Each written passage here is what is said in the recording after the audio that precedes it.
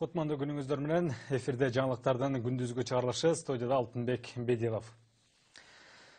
Жогорку Кеңештеги ата мекен фракциясынын лидери Өмүрбек Текебаев менен мурдагы министр Дүйшөнкул Чотоновдун адвокаттары апелляциялык арыз менен Бишкек шаардык сотуна кайрыла турганын билдиришти. Кече кечинде Баш каланын 1-май райондук судьясы Айбек Эрнис уулу Текебаев менен Чотоновду 8 жылга эркинен ажыратуу өкүмүн чыгарган болчу. Ошондой эле соттолгондордун мүлкүн конфискациялап, жаза мөөнөтүн өтөп бүткөндөн кийин 3 жыл мамлекеттик кызматтарга иштебесин деген башкы прокуратуранын өтүнүчү да канааттандырылды. Эске салсак, быйыл февраль айында Текебаев менен Чотоновго карата 2010 жылы алар Россиянын жараны Леонид Маевскийден аны Мегаком компаниясын башкарууга мүмкүнчүлүк берүүсү үчүн $1 миллион пара алды деген айып менен кылмыш иши козголгон. Юристтердин айтымында эки айыпталуучунун ар бири 8 эмес, 4,5 жылдан гана абакта отурушат. Текебаев менен Чотоновдун жаза мөөнөтүнүн 3/1 бөлүгү мунапыска байланыштуу кыскартылып, ага кошумча алардын тергөө абагында отурган ар бир күнү 2 күн катары эсептелет дешет юристтери.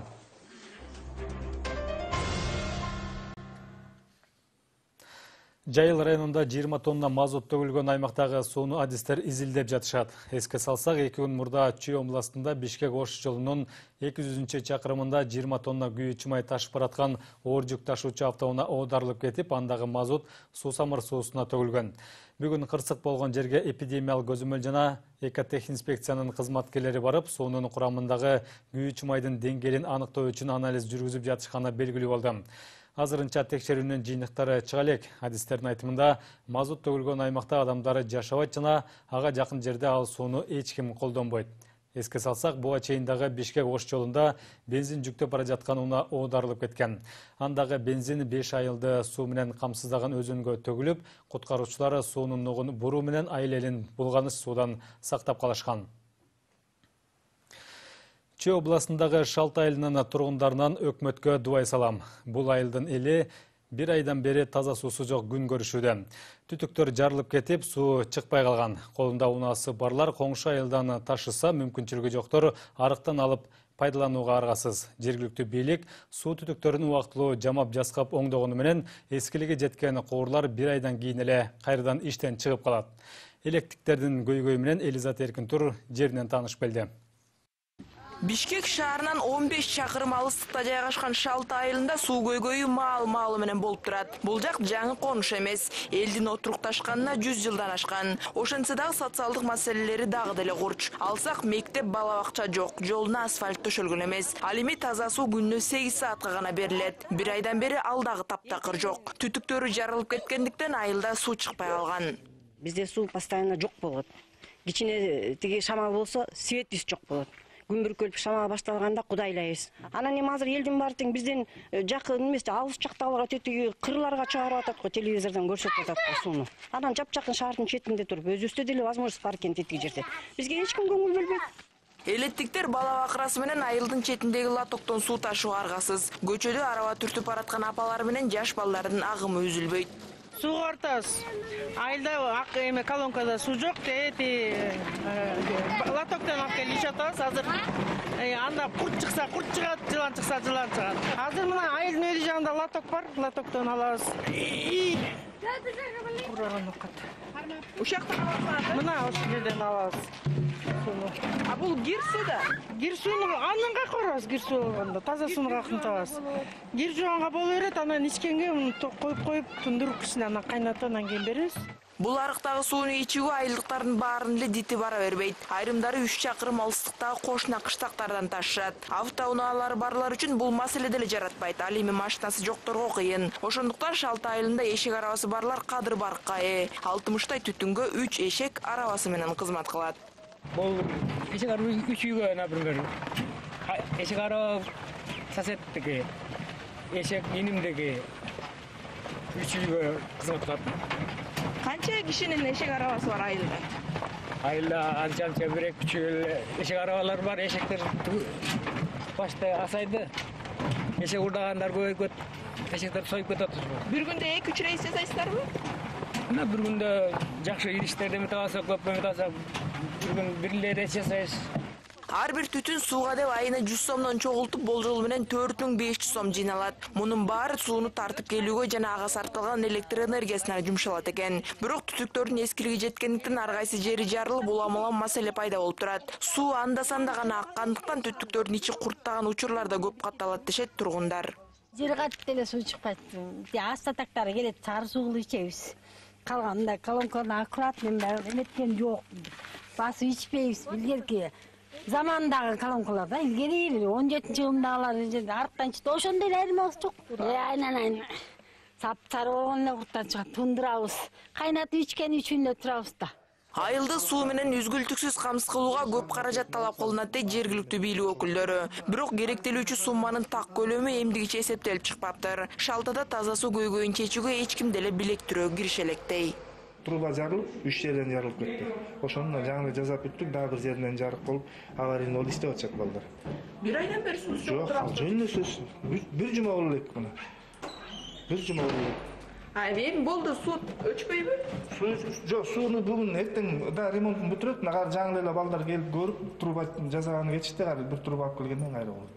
Бирок оңдолгон күнү деле эскилиги жеткен түтүктөр көпкө чейин иштейт дегенге кепилдик жок. Шалталыктардын чыдамы кеткени менен нааразычылык акцияга чыгууну каалашпайт. Маселенин чечилишин сабырдуулук менен күтүп жатышат. Элизат Эркинтур, Бакыт Кошалиев, НТС.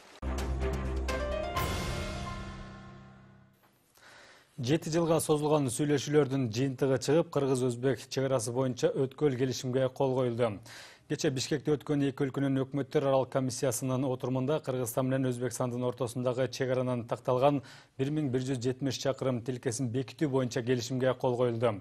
Бул документке жакында президент Алмазбек Атамбаевдин Өзбекстанга расмий сапарынын алкагында кол коюлары да белгилүү болду. Эске салсак, былтыр жыл аягында мамлекет башчысы Алмазбек Атамбаев Өзбекстанга барып келген соң чек ара маселеси боюнча эки тараптуу сүйлөшүүлөр кайрадан жанданган. Буга Өзбекстандын жаңы шайланган президенти Шавкат Мирзиёевдин да ынтызарлыгы негиз болду. Борбордук шайлоо комиссиясы ар кандай суроо же арыздарды WhatsApp канал аркылуу дагы кабыл алат. Бул тууралуу Боршайкомдун маалымат кызматы кабарлады. Шайлоочулар менен тынымсыз байланышта болуп туруу үчүн БШКда WhatsApp каналын ачуу чечими кабыл алынган. Эми шайлоонун жүрүшү боюнча кандайдыр бир суроо жаралып, же мыйзамсыз көрүнүштөргө туш болгон жарандар 0770 66 02 40 номерине WhatsApp кызматы аркылуу өз арыздарын жөнөтө алышат. Боршайкомдун өкүлдөрүнүн айтымында тиешелүү адистери бардык кайрылуулар боюнча тиешелүү чараларды көрүүгө тийиш. Ош областында өрт кырсыктарын алдын алуу максатында атайын рейдтер жүргүзүлүп, алардын жыйынтыгы менен бир катар мамлекеттик мекемелер, базарлар менен соода жайлары акчалай айыпка тартылышы мүмкүн. Адистердин айтымында жыл башынан бери эле Ош областында 207 өрт кырсыгы катталып, анын кесепетинен 2 адам набыт болгон. Акыркы мезгилде коммерциялык объектилерди жалын каптаган учурлар көбөйүүдө. Буга тиешелүү эрежелердин сакталбай жатышы себеп болууда дешет адистер. Маселе тууралуу Гүлжан Алтмышбаева кеңири айтып берет. Акыркы мезгилде Ош областы менен Ош шаарында өрт кырсыктары байма-бай катталууда. Тиешелүү кызматтар өрт учурлары күн катуу ысыган мезгилден баштап көбөйүп жатканын айтышат. Жайдын аптабында өрт тез эле жалындап тарап кетерин адистер ар убак эскертип, окутууларды, рейдтерди өткөрүп келишет. Бирок айтымдарында жарандар көңүл кош мамиле жасап, өрт коопсуздугунун эрежелерин сакташпайт, айрыкча коомдук жайларда. Азыркы 2017 жылдын анализи боюнча Ош областы боюнча 207 өрт кырсыгы катталган. Бул деген былтыркы көрсөтүшкө караганда былтыр 305 болсо, былтыркыга караганда аз. Материалдык чыгым 16 миллион 266 миң сомду түзүп атат. Азыркы убакта үйлөрдүн көбү эски, электр сымдардын, электр шаймандардын баардыгы эскирип соо жеткен. Аны өз убагында алмаштырбайт. Ошол бойдон анан эскини иштетип отуруп, бир жерден ошентип өрт чыгып тутанып көбөйдү. Жакында эле Өзгөн базарындагы 200дөн ашык соода жайы күйүп кетип, каптаган жалынды 5 саат дегенде араң өчүрүүгө мүмкүн болду.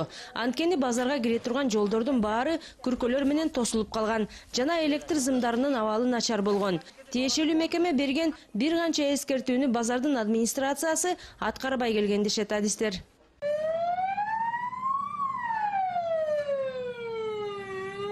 Адистер Өзгөн базарындагы болгон абал Кара Суу базарында да кайталанып калышы ыктымал деп кооптонушууда. Себеби буга чейин экотехинспекциянын адистери атайын рейд өткөрүп, анда өрт өчүрүүчү унаалар соода жайына кире албай койгонуна күбө болгонбуз. Бул базардын администрациясына да берилген эскертүүлөр аткарылбай келет. Салынган жазалардын суммасы аз болгон үчүн соода жайдын жетекчилиги төлөп коюп гана ишин улантууда. Ош шаарында болсо акыркы 1 ай аралыгында эле үлпөт салону, жеке турак жайлар, кафелер толугу менен күйүп кетти. Күн ысык турган маалында же болбосо үйлөрүндө боло, башка жерлерде боло, өрт коопсуздук эрежелерин сактап, так аткарып, же башка бирлер укугуздар болсо, ушунун алдын алып, айтып, мындай кылсаң болбойт деп, же балдарыбыз бар, алардан үйлөрүндө азыр чөп бургаган маалдар, ошол чөптөр менен ойнобостон, өрт коопсуздугун үйдө, башка жерлерде болсо так аткарып, сактасак, ушундай өрт кырсыктарынан биз оолакта болот элек. Жыл башынан бери экотехинспекциянын адистери 377 өрт коопсуздук эрежелерин бузгандарга эскертүү беришкен. 2 мамлекеттик ишканага, 7 ишкерге жана 1 жеке жаранга жаза салынган. Аталган инспекцияга 31 августтан тарта бардык коомдук маданий жайларга өрт коопсуздугунун эрежелерин сактоо боюнча эскертүүлөрдү берип, көзөмөл иштерин күчөтүү тууралуу тапшырма берилгени да маалым болду. Гүлжан Алтмышбаева, Бекжан Токтосунов, НТС Ош. Сиздер акыркы саатка алынган жаңылыктар менен тааныштыңыздар. Саламатта туруңуздар.